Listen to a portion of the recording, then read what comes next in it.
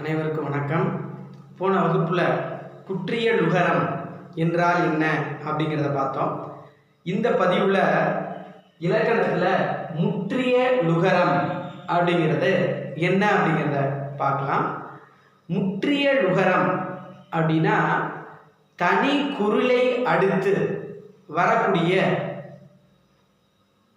குற்றிய லுகர எழுத்துக்கள் தனக்குரிய மாத்திரை அளவிலிருந்து குறையாமல் ஒலிக்கக்கூடியதை முற்றிய லுகரம் என்று சொல்லுவோம். எப்பவுமே உகரம் இல்லாதது தனக்குரிய மாத்திரை அளவிலே ஒலிக்கும்.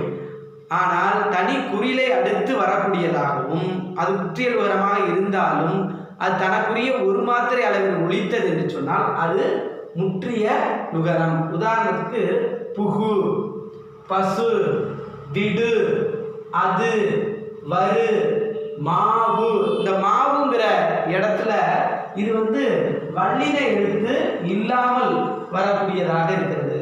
வல்லெழுத்தை இல்லாமல் நெடி இருக்கிறது. அப்படிப்பட்ட நிலையிலும் கூட வந்தால் தனக்குரிய ஒரு மாத்திரை அளவிலேயே முழுமையாக ஒழித்தால் அவை முற்றிய லுகரம்.